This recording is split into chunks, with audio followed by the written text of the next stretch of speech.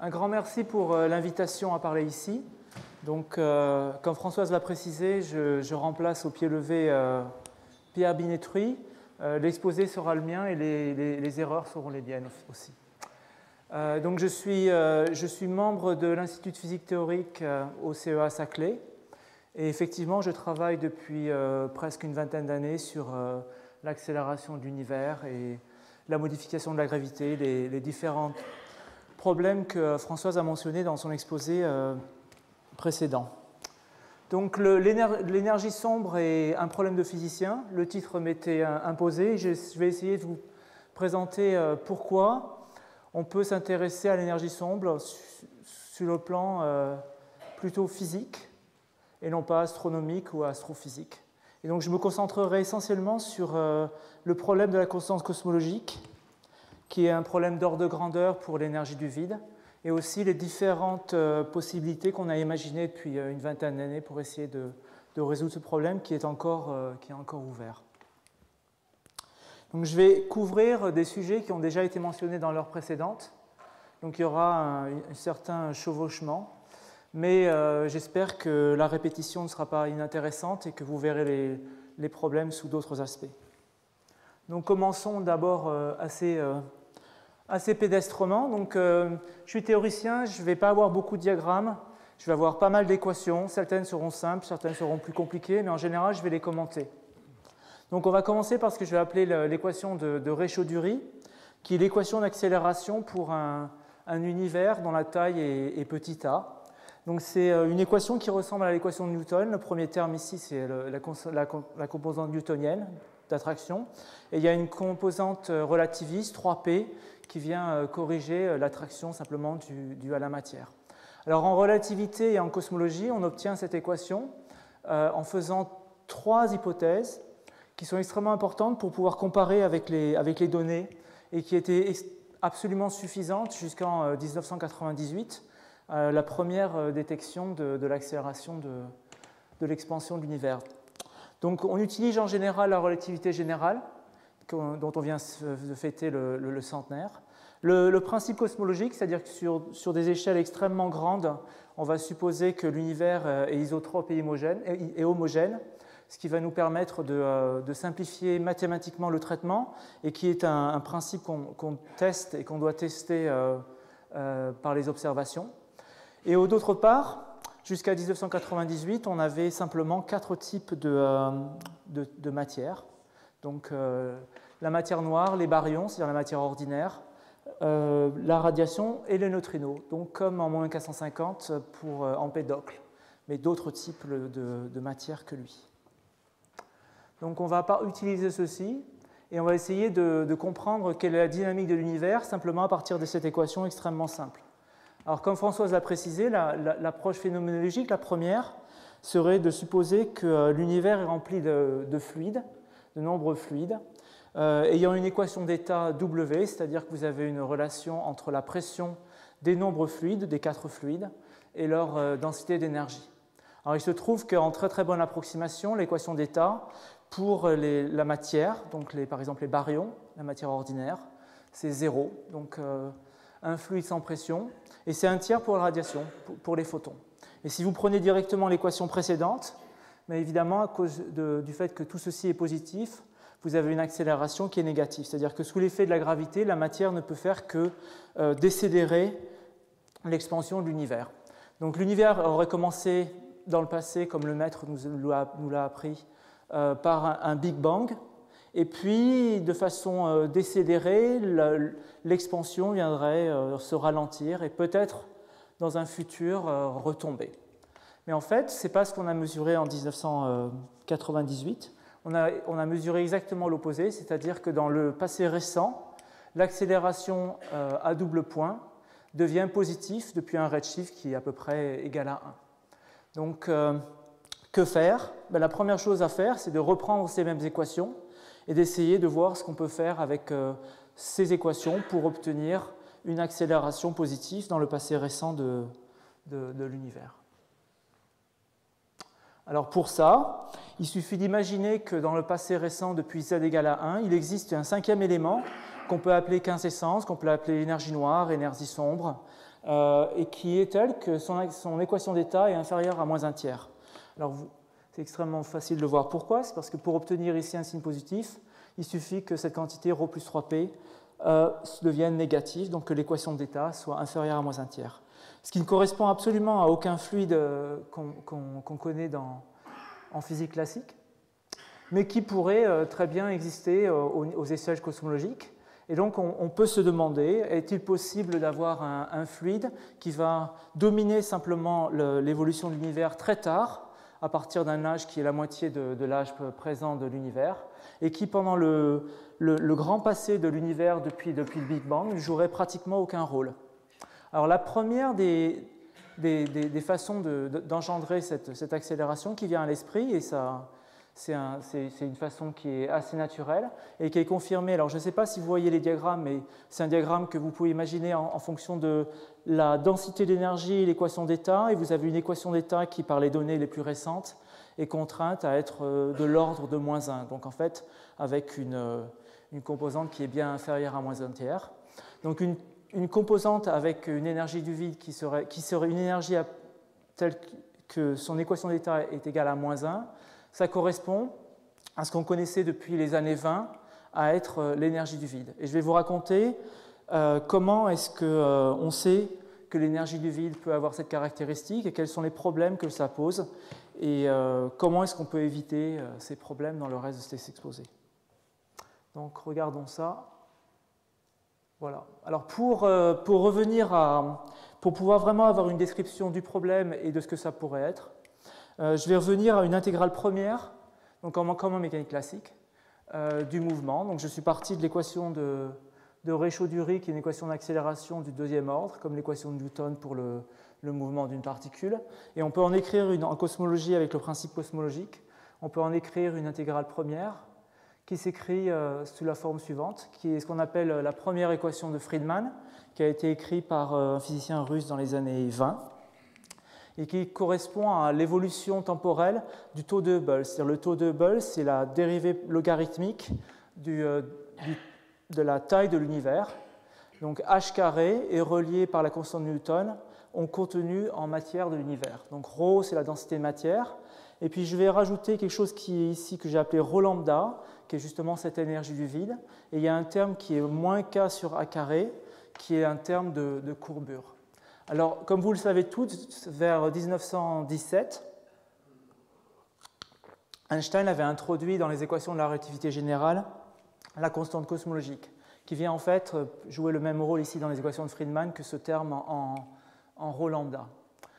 D'autre part, on sait que, du fait des équations de la relativité générale, que cette constante cosmologique se comporte comme un fluide avec une équation d'état moins 1. Le terme de courbure, lui, peut être positif, négatif, avec une normalisation qui vaut moins 1, 0 ou 1, suivant la structure de l'espace, qui est soit sphérique, spatialement plate ou hyperbolique. Et Einstein avait utilisé en fait ce genre d'argument pour réaliser le premier modèle de cosmologie, qui est le modèle d'Einstein, qui est un modèle statique, sphérique, avec une densité constante de matière, qui est donné ici par cette relation en fonction de la constante cosmologique, et qui a un rayon fini, qui est relié à la constante de Newton et à la densité de matière ou à la constante cosmologique. C'est l'univers statique d'Einstein, qui plus tard sera prouvé être instable. Mais en 1917, les gens ne le savaient pas, et ça aurait pu être un très bon candidat pour la description de l'univers, avec une taille qui dépend justement de cette quantité d'énergie, de constante cosmologique, qu'on peut aussi appeler énergie du vide. Vous verrez ça pourquoi dans un instant. Alors pourquoi on peut appeler ça l'énergie du vide? Mais en fait, il faut remonter à peu près à la même époque. Dès les années 1910, Nernst, celui du troisième principe de la thermodynamique, puis après, 10 ans plus tard, Pauli, donc celui du principe d'exclusion, se sont posé la question de quelle est cette énergie bizarre qui apparaît en mécanique quantique et qui est l'énergie du vide ou l'énergie de point zéro. Vous connaissez tous pour l'oscillateur harmonique qui s'écrit 1/2 de h bar oméga. Alors moi je suis théoricien, donc pour moi h bar ça vaut 1 parce que h bar vaut 1, c'est égal à 1. Et si vous avez beaucoup d'espèces, vous avez simplement une somme sur tous les modes. de cette énergie du vide.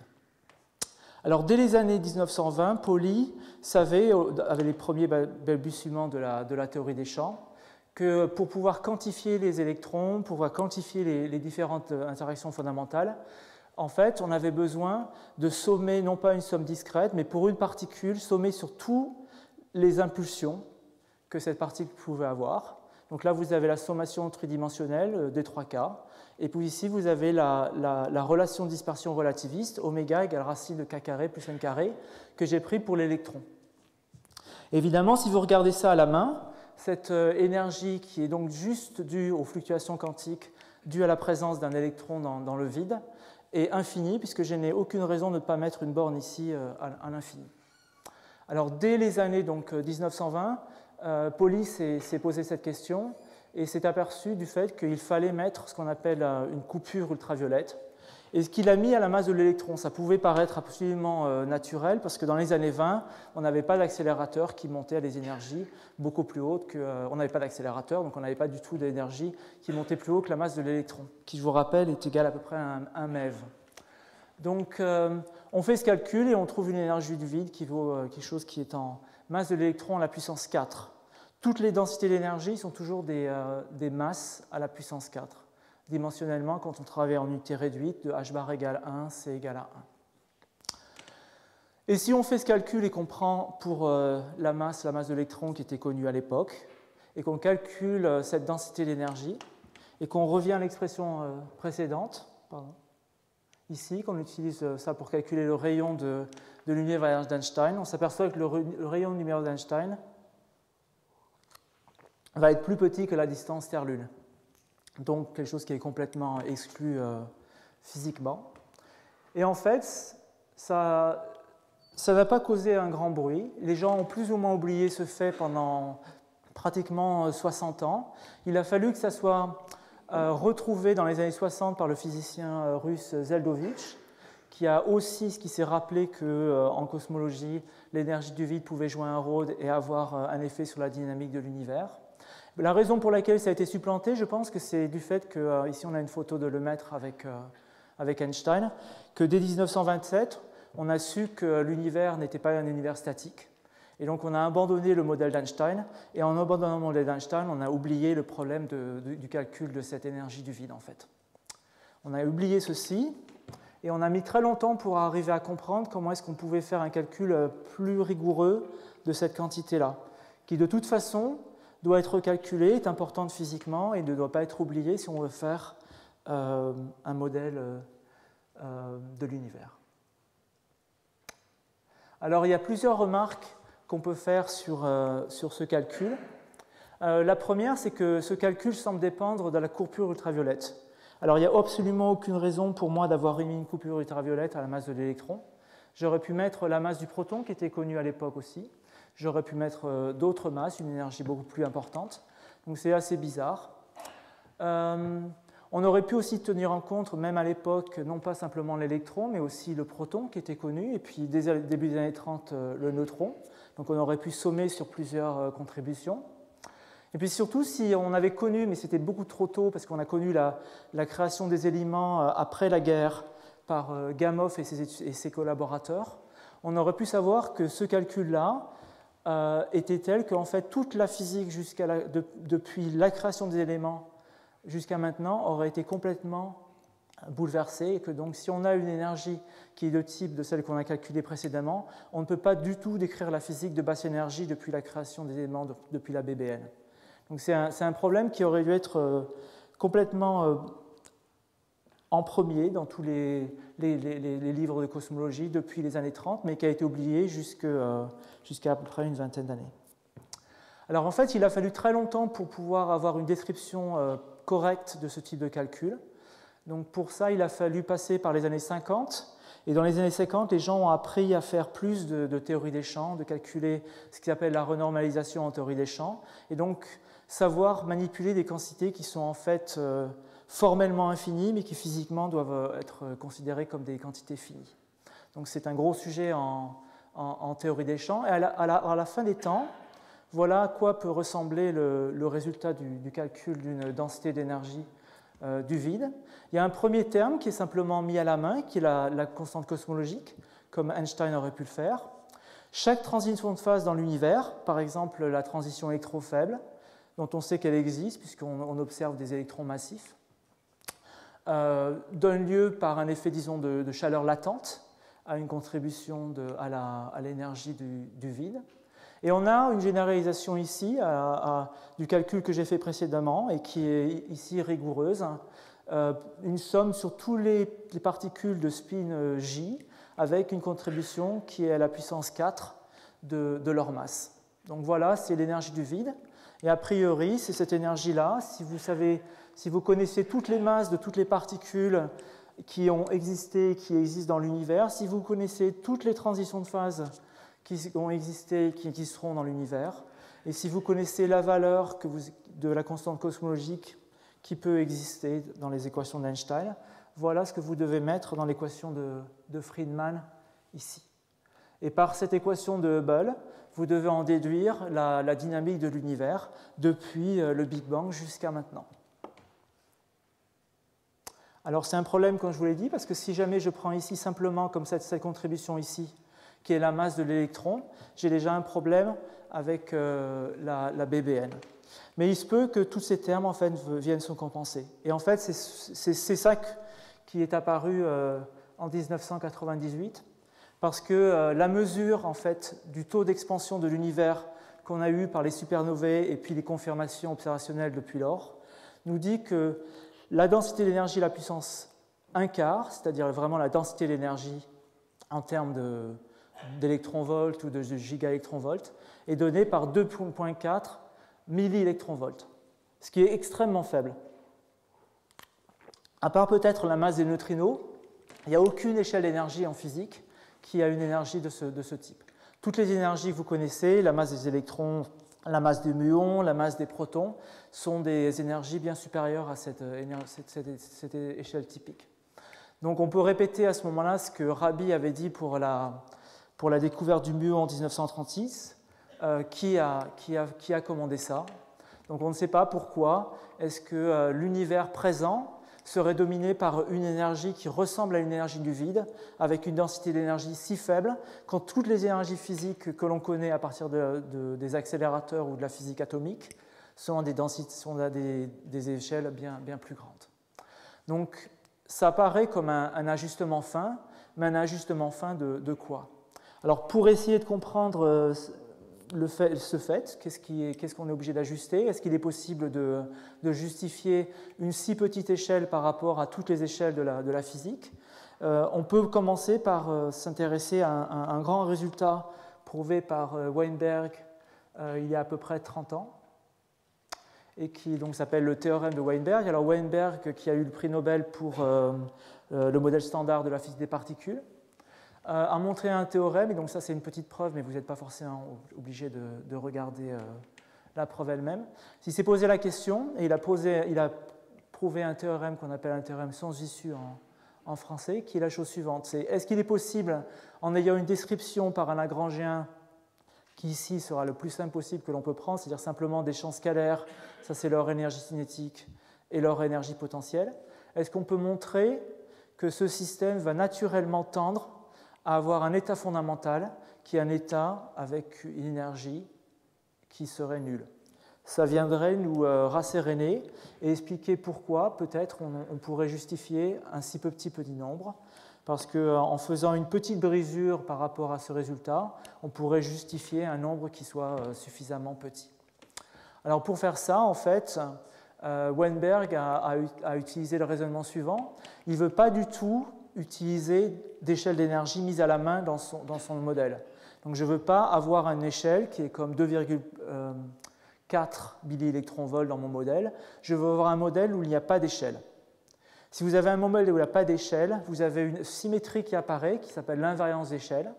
Et à ce moment-là, le vide, qui est l'état fondamental pour ce modèle, vérifie à la fois, c'est ce qu'on voudrait, une énergie du vide égale à 0, et aussi, tous les champs devraient avoir une dérivée, donc il faut pour avoir un minimum du potentiel, la dérivée devrait être égale à 0.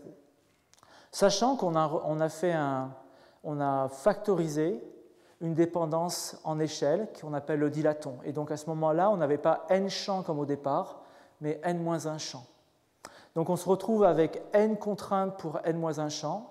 Et ça vous dit que toutes les constantes qui existent dans ce modèle, donc qui sont ici ces constantes petit y ici, doivent satisfaire une relation.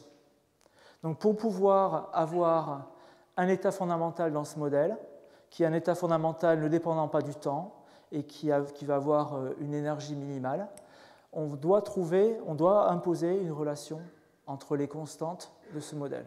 Alors c'est a priori pas un problème, sauf que on sait en théorie quantique des champs qu'il va y avoir renormalisation, et par renormalisation, ces échelles vont varier sous les variations dues aux corrections quantiques.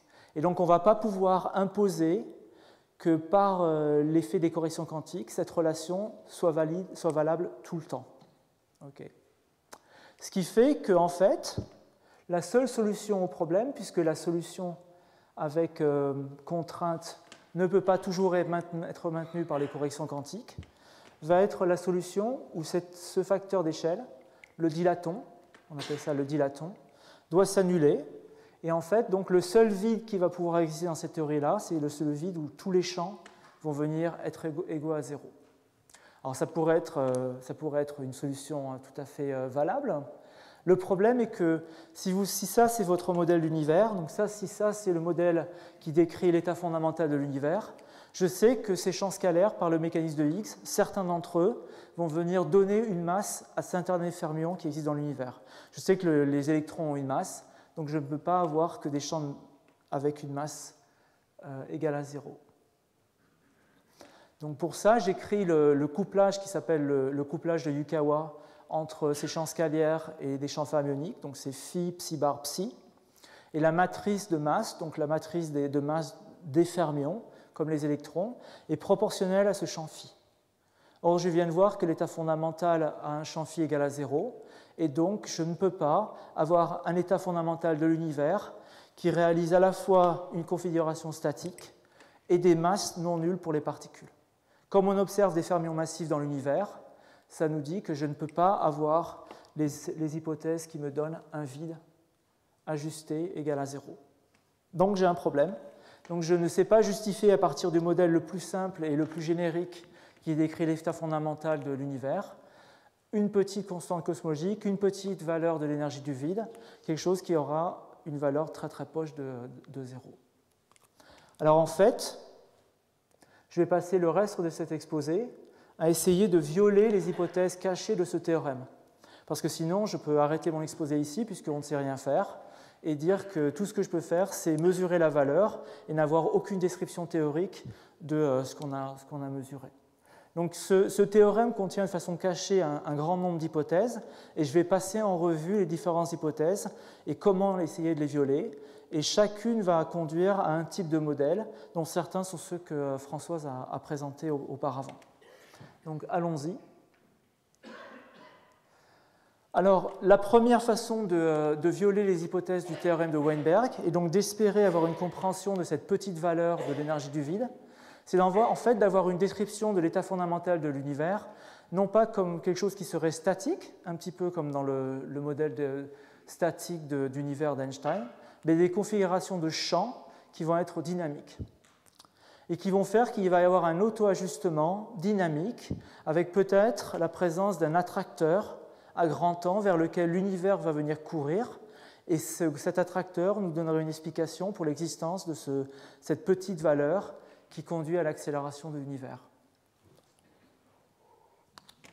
On peut aussi imaginer qu'il existe une symétrie qui est telle qu'en fait, ce que j'ai marqué ici est faux. C'est-à-dire que même sous les corrections quantiques, la relation qui me permettait d'avoir des vides, donc des solutions pour ce champ phi qui était non trivial, est toujours vérifiée. Alors pour ça, il faut l'existence de symétrie. Et donc, par exemple, je serai amené à parler de supersymétrie. Donc la supersymétrie, c'est une façon d'avoir ces configurations statiques qui violent les hypothèses du théorème de Weinberg. J'ai aussi insisté sur le fait qu'ici, on est à 4 dimensions. Où est-ce que c'est apparu ? C'est apparu ici du fait que en fait, vous avez 4 termes dans les champs scalaires ici. Mais il se pourrait que l'univers, comme en théorie des cordes, ait beaucoup plus que 4 dimensions. Donc ça va modifier le résultat de façon extrêmement importante. Et puis finalement, j'ai décrit tout ça par une théorie des champs qui est une théorie des champs tout à fait conventionnelle. Et il se pourrait que la description qui entraîne l'accélération de l'univers ne peut pas être décrite dans l'univers récent par une théorie des champs qui est celle qu'on utilise par exemple en physique des particules. Et notamment, il est possible qu'on ait besoin d'introduire une certaine violation soit de la localité, soit de la causalité. Pas locale, donc pas ici dans les accélérateurs ou pas au niveau des expériences, parce qu'on aurait certainement mesuré, mais au niveau global sur les grandes échelles. Donc, je vais passer en revue, dans le temps qui me reste, certains modèles correspondant à ces 4 possibilités. Alors, le premier est le type de modèle que Françoise a présenté, qui sont les modèles de type pseudo-Goldstone, et qui donne un exemple de configuration de type quintessence ou énergie noire, avec un champ qui va être dynamique. Alors simplement, je vais répéter ce qui a été dit auparavant. On suppose que l'univers est décrit par un champ phi, et il y a une brisure de symétrie dans l'univers. Donc vous avez une symétrie par changement de phase qu'on appelle U1, qui est brisée par la valeur moyenne dans le vide, prise par ce champ. Et la particule ou le champ qui est résiduel au fond du potentiel ici, qui est modélisé par ce champ petit phi dans l'exponentielle, va être ce qu'on appelle un boson de Goldstone. Alors si on choisit bien le modèle, et là il y a un ajustement fin et c'est extrêmement important, au fond du potentiel ici, l'énergie est zéro. Et c'est en général ce qu'on fait dans tous les modèles de quintessence. Il y a un moment, on choisit qu'au minimum d'un potentiel ou dans une certaine configuration, on prend que l'énergie est égale à zéro. Il n'y a pas du tout de justification pour ce fait. Ici, c'est juste un choix phénoménologique. Donc si on fait ce choix, et qu'on imagine qu'on brise de façon extrêmement petite cette symétrie, par exemple en ajoutant un terme de ce type dans le Lagrangien, avec une échelle mu à la puissance 4. Alors si parmi vous, il y a des physiciens des particules qui ont fait de l'interaction forte, par exemple, ça va vous rappeler la physique des pions et de la symétrie chirale. Donc on va briser par ce petit terme la symétrie U1. Et évidemment, quand on rajoute ce terme-là, ça va donner un potentiel pour le boson de Goldstone. Et le modèle qui va décrire la physique après brisure de symétrie, c'est l'énergie cinétique plus l'énergie potentielle que j'ai dessinée ici, qui va avoir un minimum à l'origine, qui est égal à 0 ici, et qui va partir d'un terme ici avec mu puissance 4. Et ce qui va se passer dans ce type de modèle de type dégel, c'est que pendant très très longtemps, jusqu'au passé récent de l'univers, le champ va rester bloqué par la friction de Hubble en haut du potentiel, il va se mettre à courir vers le bas uniquement dans le passé récent. Donc vous allez avoir un effet dynamique, donc le champ qui roule et qui dans le futur se mettra à osciller ici. Donc ce n'est pas tout à fait un modèle de constante osmologique ou d'énergie du vide égale à une constante, puisque vous avez un champ qui bouge. Mais l'échelle d'énergie que vous avez mis ici à la main va devoir être telle qu'elle est de l'ordre de grandeur de celle que vous avez trouvée expérimentalement. Donc en fait, pour pouvoir faire marcher ces modèles, vous êtes obligé quand même de faire de l'ajustement fin. La raison est la suivante, c'est que pour que ces modèles marchent, il faut que l'échelle de brisure de symétrie soit à la masse de Planck, c'est-à-dire à 10 puissance 18 GeV, et que le petit terme de brisure soit, lui, à cette échelle extrêmement basse, qui est 2-10-3 électronvolts. Et dans ces modèles-là, en fait, vous n'avez rien intrinsèquement résolu. Tout ce que vous avez fait, c'est une description dynamique du phénomène. Donc vous avez gagné simplement le fait que si les observations futures nous apprennent que l'accélération est due à un phénomène dynamique, ce modèle pourrait en être une description. Par contre, pour ce qui est de la valeur que j'ai mis ici à l'origine de l'énergie, j'aurais pu la mettre ici ou j'aurais pu la mettre là, je n'en ai aucune explication. Donc je n'ai pas vraiment d'explication du fait de pourquoi est-ce que la valeur que je mets ici pour l'énergie qui va engendrer l'accélération est ce qu'elle est. je la mets à la main. Donc j'ai un ajustement fin. Je n'ai pas résolu le problème de la constance cosmologique ou de l'accélération de l'univers. J'ai simplement fait une description phénoménologique du phénomène qui pourrait être utile dans les années futures si on a une description observationnelle dynamique de l'univers. On a un autre problème avec ces modèles, et ça a été mentionné dans l'heure précédente, qui est que la masse de ces particules est extrêmement faible. Donc le champ, chaque champ est associé en théorie des champs à une particule, va avoir une masse qui est de l'ordre du taux de Hubble maintenant, qui est de l'ordre de 10-42 gigaélectronvolts. Ce qui correspond pour l'inverse de la masse à une portée qui est de la taille de l'horizon, donc de l'univers observable. Et si ce champ couplé à la matière, ça nous entraînerait des conséquences extrêmement importantes pour la possibilité d'avoir une cinquième force ou des violations de la gravité dans le système solaire ou à des échelles plus importantes. Or, ça a été contraint et c'est contraint régulièrement de façon extrêmement importante. Donc, on essaye d'éviter, on a parlé précédemment du mécanisme de caméléon, c'est un moyen d'éviter ceci, mais ces modèles, en fait, intrinsèquement, sont découplés pratiquement complètement de la matière, parce que ici, vous avez un couplage ce qu'on appelle un couplage dérivatif par rapport à un couplage linéaire en phi qui vous donnerait lieu à des effets extrêmement importants dans le système solaire. Donc ces modèles-là ne nous posent pas tellement de problèmes pour ce qui est des tests d'existence de cinquième force.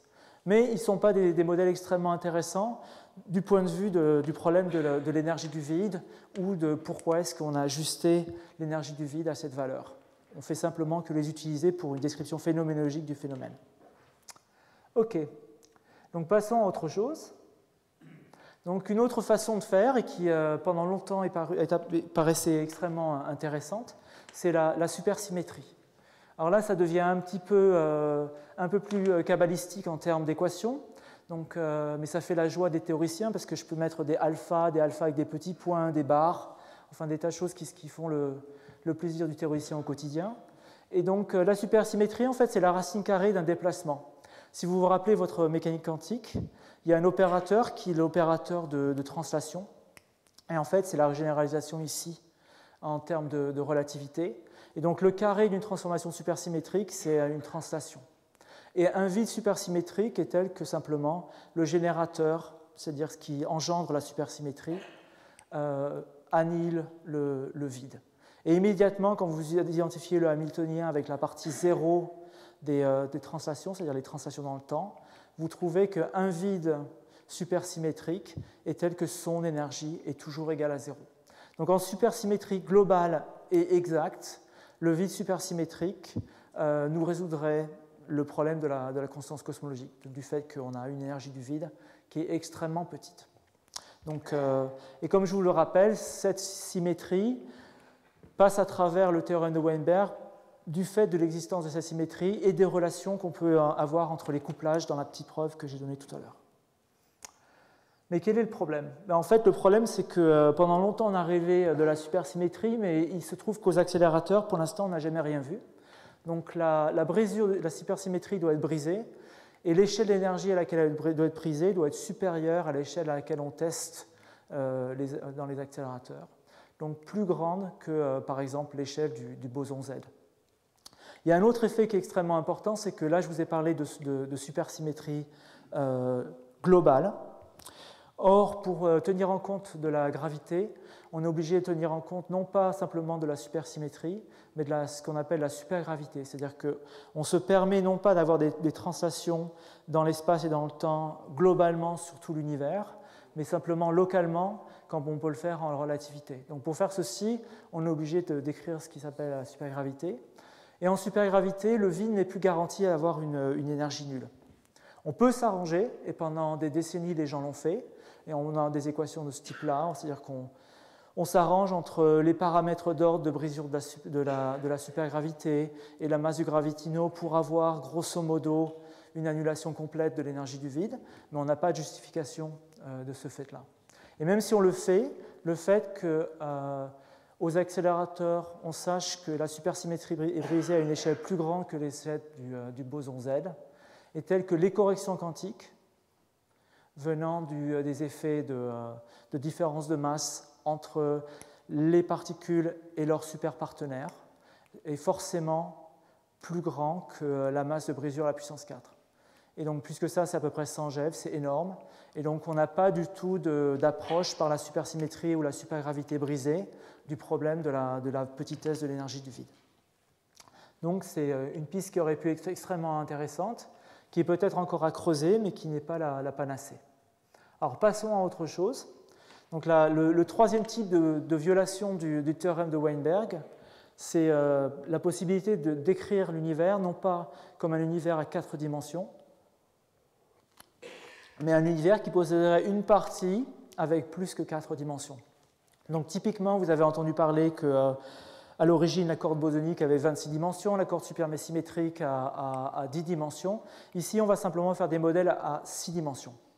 Donc dans les modèles à 6 dimensions, on peut imaginer que les 2 dimensions supplémentaires sont de type sphérique, donc sont comme une sphère. Donc on aurait notre univers à 4 dimensions, et qui aurait une dimension en plus de type sphérique autour de lui, et que sa topologie, en fait, peut être modifiée par l'existence de branes.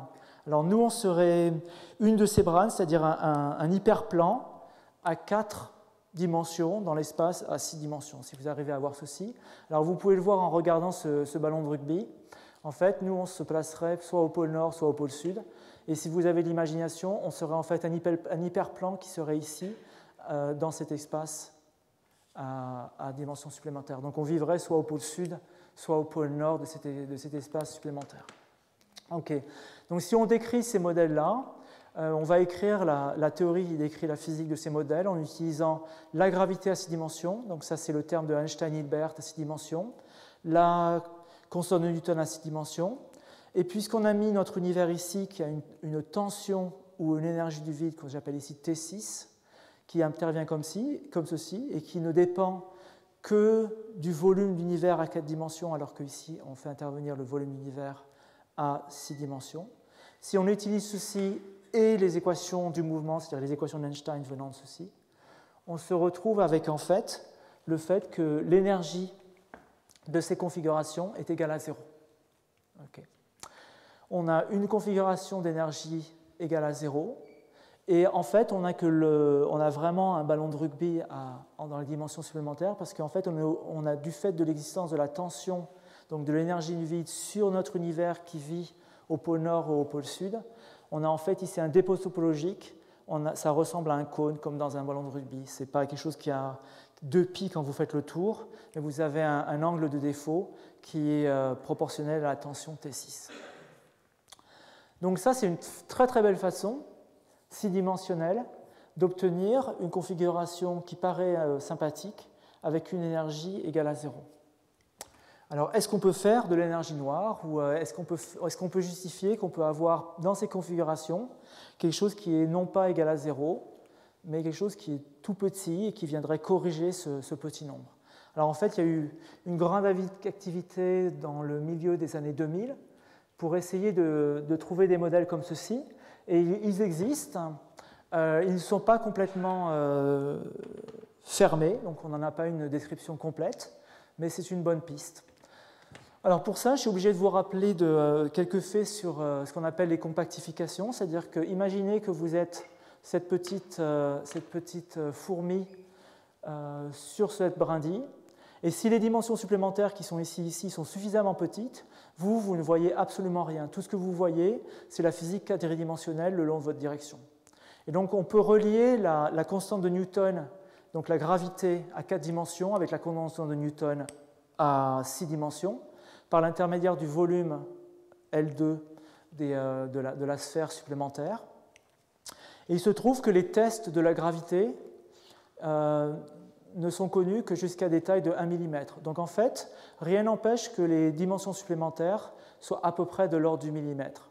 Et si vous prenez pour dimension de ces dimensions supplémentaires 1 mm, le calcul de l'énergie du vide venant des fluctuations quantiques dans les dimensions supplémentaires va vous donner exactement L à la puissance moins 4. Et 1 mm, c'est à peu près le milli-électron-volt. Donc dans ces modèles-là, de façon un peu fortuite, on peut justifier par les fluctuations quantiques dans la dimension supplémentaire une petite valeur de ρ lambda qui pourrait être identifiée avec ce qui a été mesuré en 1998. Alors, la question que vous devez évidemment vous poser quand vous êtes théoricien, c'est qu'est-ce qui a commandé le fait que la dimension supplémentaire ait une taille de 1 mm? Et en fait, on n'en sait rien. Donc, on n'a fait que reculer pour mieux sauter. Donc, on a une approche du problème de l'énergie du vide, moyennant le fait qu'on arrive à résoudre le problème qui s'appelle la stabilisation des modules pour ces modèles, c'est-à-dire qu'on arrive à calculer et justifier le fait que ce L soit de l'ordre du millimètre.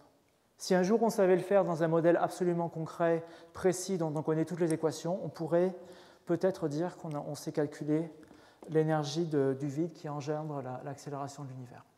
Mais ce n'est pas le cas encore pour l'instant. Alors, dans le dernier des modèles que je vais présenter, donc, ce sont des modèles qui sont encore plus bizarres et qui vraiment s'inspirent de la preuve du théorème de Weinberg que j'ai vaguement esquissé et qui vont mettre vraiment l'accent sur le fait que dans cette preuve, on a utilisé vraiment toute la machinerie de la théorie des champs, et notamment le fait que la théorie des champs se veut être causale et locale. Et que s'il existait une violation globale de la causalité ou de la localité, il se peut qu'on pourrait trouver une explication à la petitesse de la valeur de l'énergie du vide. Alors pour ça, je vais détailler un petit peu des modèles qui sont assez récents, qui ont moins de 5 ans. Et pour ça, comme d'habitude, je vais écrire l'action qui décrit le modèle. Donc ça, c'est l'action, et à l'intérieur, c'est le lagrangien, qui contient plusieurs termes. Donc ça, c'est simplement en fait ce que j'avais écrit tout à l'heure pour la preuve du théorème de Weinberg, mais de façon déguisée. Donc le premier terme, c'est le terme de Einstein-Hilbert qui décrit la gravitation à 4 dimensions. Le dernier terme, c'est un terme d'énergie du vide, constante cosmologique, celui que l'on voudrait qu'il n'ait aucun effet, s'il est trop grand, sur la dynamique à grand temps de l'univers, mais uniquement un petit effet à grand temps de l'ordre du milliélectronvolt. Et ça, c'est le couplage de la matière. Ça, c'est le lagrangien du modèle standard, où les champs psi, les fermions, seraient les fermions du modèle standard, qui couplent à la métrique qui apparaît dans le terme de Einstein-Hilbert. Et j'ai rajouté ici, exprès, ce terme de dilaton que j'ai mentionné en passant tout à l'heure dans la preuve de Weinberg, qui est en fait un champ dans ces modèles-là, qui ne va pas être un champ local. Je vais mettre directement dans ce lagrangien que le dilaton est un champ global qui est constant à travers tout l'univers.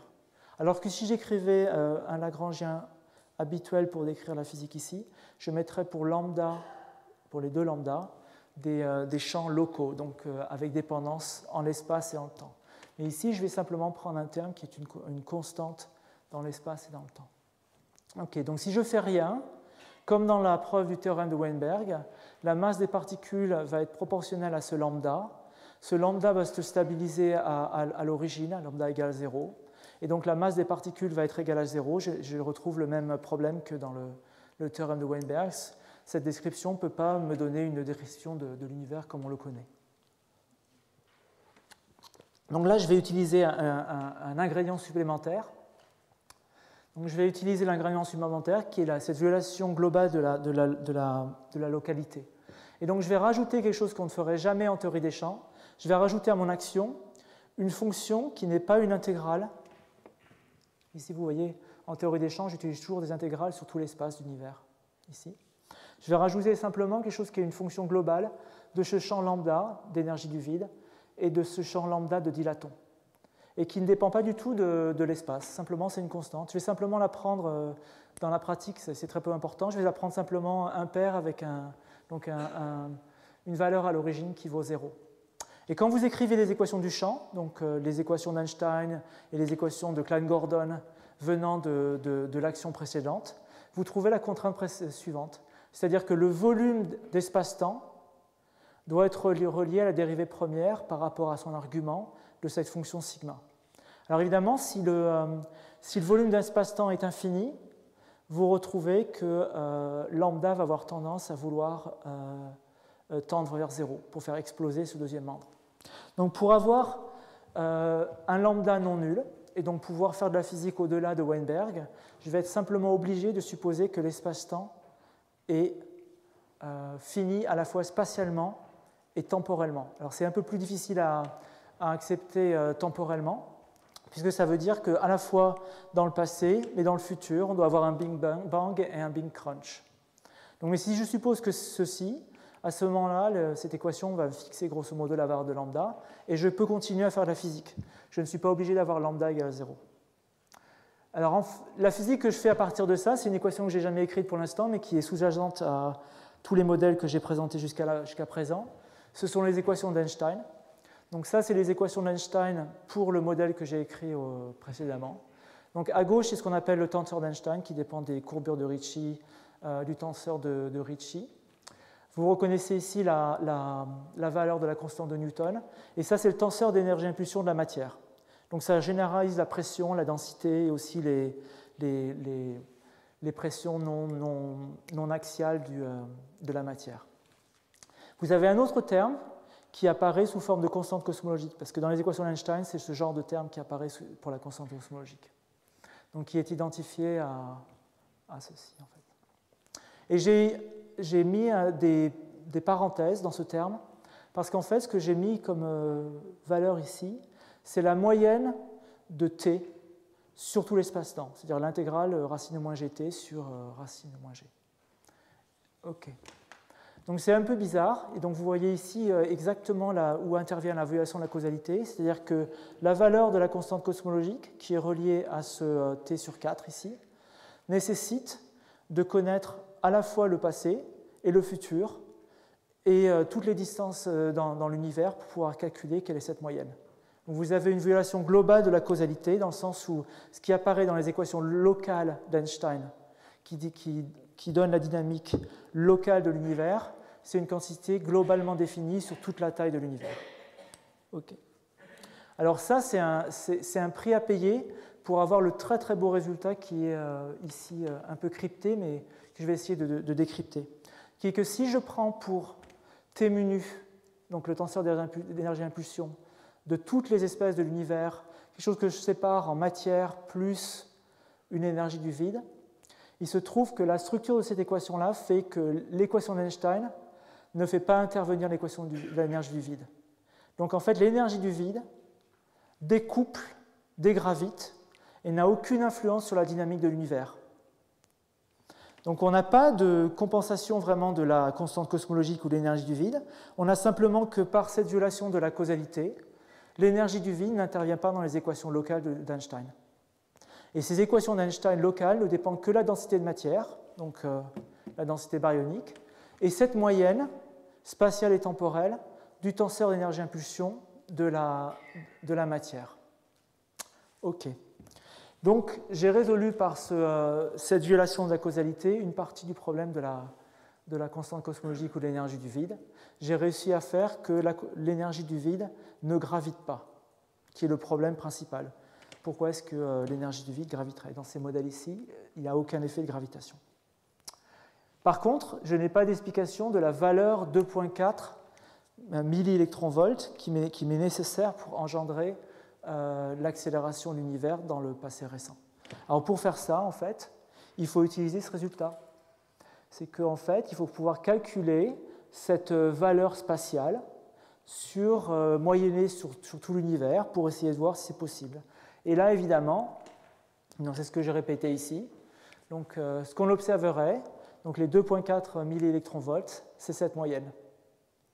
Et pour le faire, en fait, on peut inventer encore des modèles de champs scalaires. Donc on est obligé de repasser avec des champs, comme ce modèle avec un potentiel décroissant linéairement, qui est tel qu'au début de l'univers, ce champ va prendre une valeur grande, va rouler le long de son potentiel, jusqu'à ce que le potentiel devienne négatif. Quand le potentiel est négatif, les équations de Friedman n'aiment pas ça, l'univers finit en Big Crunch, et donc vous avez réalisation de ce scénario, et la valeur ici de 2,4 milliélectronvolts nous donne simplement la valeur du champ phi pendant la plus grande partie de l'évolution de l'univers. Donc, des modèles un petit peu exotiques ont été proposés donc, pour éviter les hypothèses du théorème de Weinberg, le dernier étant celui-ci.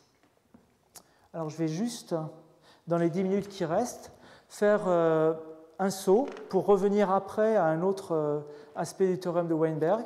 Et je vais parler essentiellement de ce qui sera le sujet des exposés de la semaine prochaine et de la gravitation et de sa modification. Pour l'instant, j'ai parlé uniquement d'énergie du vide ou de modèles d'énergie noire, de choses qui étaient des composantes de champ qui venaient changer la dynamique de l'univers. Mais il se pourrait que la dynamique de l'univers soit modifiée non pas par son contenu matériel, mais simplement intrinsèquement par le fait que la gravité n'est pas décrite par sa description einsteinienne. Alors je vais simplement, parce que c'est le sujet de la semaine prochaine, je vais simplement me présenter les obstacles au modèle le plus simple qui a été écrit dans les années 30, en 1939, par Fierz et Pauli, qui est la gravité massive. Donc pour ça, je suis obligé de faire un petit détour et de revenir par des choses assez fondamentales en relativité. Donc la relativité générale décrit les fluctuations de l'espace-temps. Et si on fait ça autour de la métrique de Minkowski, qui décrit la relativité restreinte, on trouve pour h mu, ces petites perturbations, le graviton, qui est une particule ou un champ associé à ces particules de spin 2. Et son équation du mouvement est une équation typiquement d'équation des ondes, c'est-à-dire que vous avez un d'Alembertien d'une quantité qui est comme h mu, qui est égal au tenseur d'énergie-impulsion. Et quand vous résolvez ceci en mode de Fourier, vous trouvez que h mu répond à la matière par le couplage de Newton. Et si vous avez fait de la physique des particules, c'est un propagateur en p carré, parce que le graviton est une particule sans masse. Alors si maintenant vous essayez de modifier la gravité et de le faire de la façon la plus simple, vous avez par exemple la possibilité de rajouter un terme de masse au graviton qui est ici sans masse. Et donc c'est ce que Pauli et Fierz ont essayé de faire dans les années 30, donc en 1939. Ils ont rajouté en termes du graviton ce terme de quadratique. Donc ce terme de Fierz-Pauli fait intervenir le graviton au carré, comme tout terme de masse en théorie des champs. Et si maintenant vous faites le calcul de la réponse à une perturbation matérielle du graviton, vous retrouvez le même résultat, c'est-à-dire un terme proportionnel à la constante de Newton. Vous retrouvez un propagateur qui n'est plus en p carré pour une particule qui se propage et qui est sans masse, mais en p carré plus m carré avec m carré qui est la masse du graviton.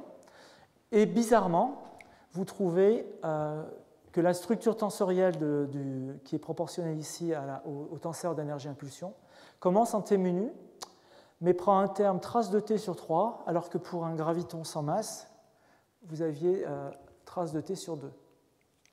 Et quoi que vous fassiez, et c'est la discontinuité v dvz, si vous faites tendre la masse du graviton vers 0 pour retrouver un modèle avec un graviton sans masse, ce tiers ne tendra jamais vers le demi, et donc vous avez impossibilité de retrouver la relativité générale en prenant la limite, qui est la limite de la gravité massive avec une masse tendant vers 0.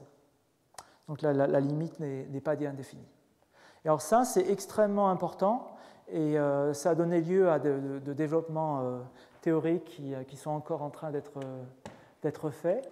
Et ça vient du fait qu'un graviton massif possède 5 polarisations, comme un photon massif possède 3 polarisations, par rapport aux 2 pour un photon sans masse. Le graviton a 2 polarisations quand il est sans masse, il en a 5 quand il est massif, et il y a toujours une polarisation scalaire. Donc en fait, quand vous faites, et vous le verrez certainement la semaine prochaine, quand vous faites de la modification de la gravité, vous allez toujours voir apparaître d'une façon ou d'une autre un champ scalaire. Et ça vient de cette décomposition en termes de polarisation pour un graviton.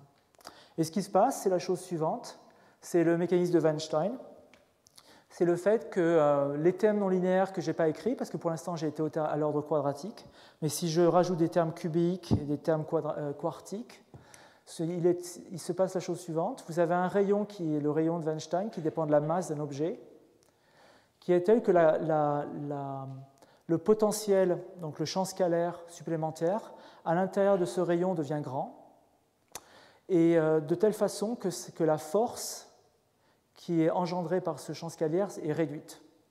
Elle est réduite, et donc si vous réduisez la force, ce qui venait contribuer à ce tiers, donc qui était la contribution venant du champ scalaire, de la cinquième polarisation du graviton, disparaît à l'intérieur de ce rayon, et en fait vous retrouvez la contribution venant simplement de la relativité générale.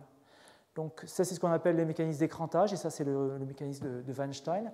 À l'intérieur de ce rayon de Weinstein, qui peut être extrêmement grand pour le Soleil par exemple, vous retrouvez à l'intérieur du rayon de Weinstein la relativité générale. OK. Alors il y a un problème, c'est que vous retrouvez la relativité générale, mais vous avez aussi un problème de fantômes. Alors des fantômes, en théorie des champs, ce sont des particules d'énergie cinétique négative. Donc ce modèle a été abandonné à la fin des années 30 parce que les termes non linéaires, ou quand vous faites de la cosmologie, quand vous êtes en espace-temps qui n'est pas simplement un espace-temps plat, vous avez des termes de fantômes, donc des particules d'énergie cinétique négative qui apparaissent. Alors c'est une grande activité dans les 10 dernières années, qui est la construction de modèles de type théorie des champs, comme je l'ai présenté aujourd'hui, qui sont tels que vous avez des termes très très non linéaires, mais qui quand même n'ont pas de fantômes. Okay. Ce qui n'était pas le cas du modèle initial de Firth et Pauli.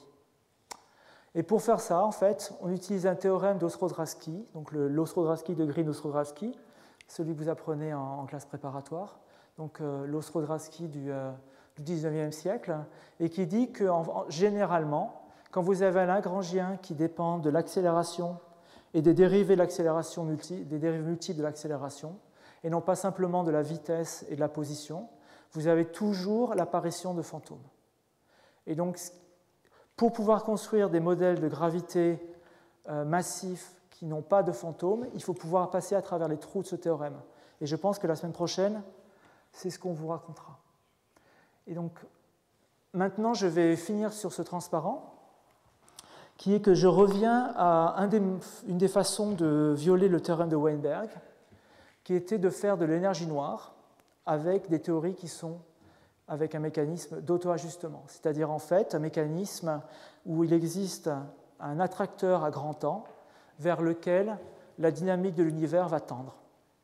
Et pour faire ceci, les modèles les plus simples et qui n'ont pas de fantômes sont des modèles de type Horndeski, qui sont des modèles assez récents, qui ont été exhibés dans les années 70 et redécouverts il y a moins de 10 ans. Et dans ces modèles-là, on peut réaliser l'accélération de l'univers avec auto-ajustement, donc avec attracteur à grand temps, qui nous explique l'accélération de l'univers, dans ces modèles sans fantômes. Le problème est que, ici, je vous ai écrit le type de Lagrangien en cosmologie que vous utilisez. Et si vous arrivez à lire, vous avez des Lagrangiens qui sont des puissances inverses de l'énergie cinétique, par exemple du champ. Donc vous pouvez encore répéter la même question, c'est d'où viennent ces modèles. Alors ces modèles font évidemment ce qu'il faut faire, c'est-à-dire que si vous arrivez à voir la figure, vous avez évidemment une équation d'état qui passe proche de -1 dans le passé récent et qui vient faire toutes les époques, la matière, la radiation auparavant. Donc ça ne détruit pas la physique bien connue, mais le prix à payer pour avoir ces modèles, c'est d'utiliser ces modèles de Horndeski qui n'ont pas de fantômes avec des Lagrangiens absolument abominables. Donc voilà à peu près où est-ce qu'on en est. Donc on a des descriptions diverses et bigarrées du problème de la constante cosmologique, et on essaye de trouver des descriptions qui sont plus ou moins justifiées en faisant une violation du théorème de Weinberg. Je vous ai présenté quelques façons de le faire. Donc pour répondre à la question, en fait, est-ce que c'est un problème, l'accélération de l'univers, pour les physiciens? En fait, c'est un problème merveilleux, parce qu'on peut faire des tas de choses et on n'a pas de réponse. Donc on est entièrement dans une période d'expectative, et on peut construire, on a de nombreux obstacles, comme le théorème de Weinberg, mais on a de nombreuses pistes, les dimensions supplémentaires, la violation de causalité, des modèles auto-ajustés de type Horndeski. Et pour finir sur une touche un peu plus expérimentale que Françoise a déjà présentée, On peut aussi faire des tests, comme ça a été fait à Berkeley, expérimentaux, du couplage à la matière de ces champs, et avoir des mesures de la déviation, par exemple, d'une particule de césium passant dans le champ d'une boule d'aluminium qui est contrainte à être plus petit que 10-6 fois l'accélération petit g de la Terre. Donc on peut aussi, à travers ces expériences, essayer d'avoir des informations complémentaires à la cosmologie sur soit des modifications de la gravité, soit des champs scalaires, soit les deux mélangés. Je vous remercie.